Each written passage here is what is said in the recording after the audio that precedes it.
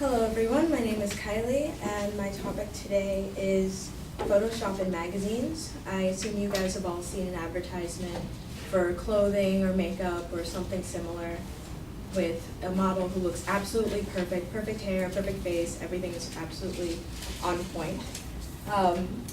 The problem with that is that young girls see these images and they believe that these models that they're seeing, they're real, that they look like this every day, every second of the day, and that's simply not true.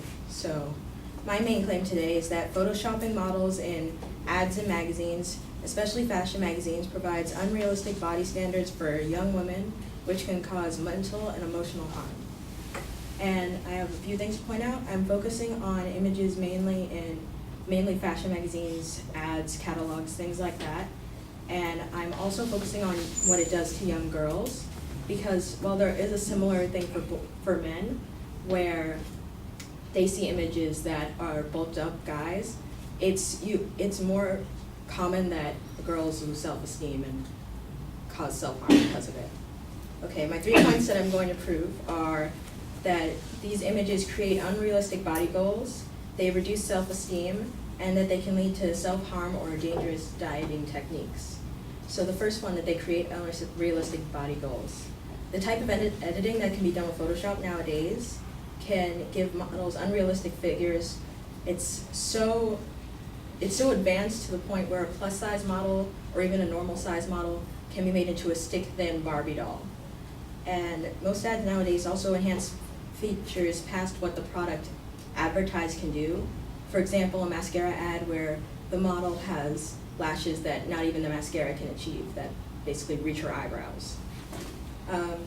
And these edited images can also give an idealized and unattainable standard of beauty, which causes girls to develop confidence issues when comparing themselves to them. And this is a quote from an article in the Huffington Post by Dr. Vivian Diller, making it clear that retouched images that represent an unrealistic ideal is a good start, but the campaign hits, and this is speaking of the campaign to advertise that images in magazines are photoshopped. The campaign hints at the larger assault on women's self-esteem. According to The Sun, the report mentions the disturbing fact that girls aged 5.5 to 7.5 reported less body esteem and a greater desire for a thinner body after exposure to photoshopped images or thin dolls. The second point, that it reduces self-esteem. Many ads create silhouettes and body types that are physically impossible without the aid of plastic surgery or removing your ribs. Many young girls viewing these ads, however, believe that these body types are real and attainable with exercise and dieting. Today's unrealistic idea of what is beautiful means that young girls are under more pressure nowadays than they were even 5 years ago. According to the website Jezebel, airbrushing means that adverts can contain completely unattainable perfect images that no one can live up to in real life. We need to protect children from these pressures, and we need to start by banning airbrushes adverts aimed at them. And this is from Joe Swinson of the English Parliament. And the last point, that these images can lead to self-harm or dangerous dieting techniques. Young girls, when comparing to their bodies to the parts that have been retouched or edited, they point to celebrities and those images as reasons why they don't find themselves attractive.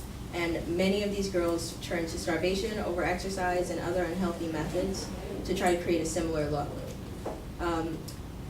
Like I mentioned before, many experts claim for a disclaimer on photoshopped ads and magazines, so that it's clear that these images aren't real or realistic, but I don't really think that'll help as much as people think it is.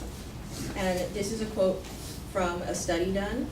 44 doctors, psychologists, and academics from Britain, the United States, and Australia have submitted a report to the ASA based on more than 100 academic studies worldwide that say media images that depict ultra-thin, digitally altered women and models are linked to body satisfaction and unhealthy eating habits in girls and women, and argues that advertisements as such promote unhealthy dieting regimes and problematic eating behaviors such as starving, binging, and purging, clinical eating disorders such as anorexia nervosa and bulimia, cosmetic surgery, and extreme exercising to the point of death.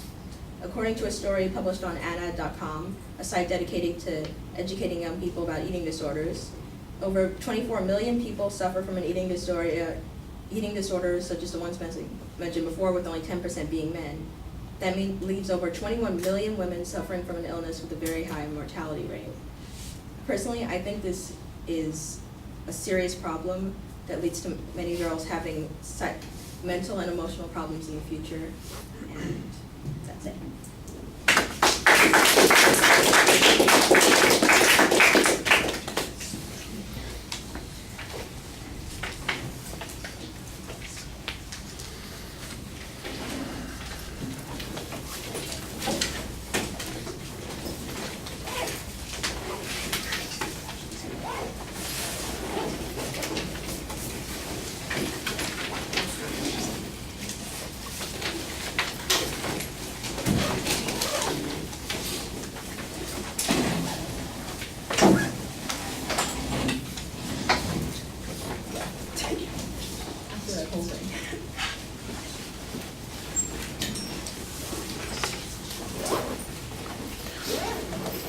All right, Kilee, you do identify a proposition, but it's got multiple parts to it, and that's a little bit awkward. The secondary claims, I think, some of them aren't really claims, they're explanations. And then you've got a second set of secondary claims, so that was a little bit confusing.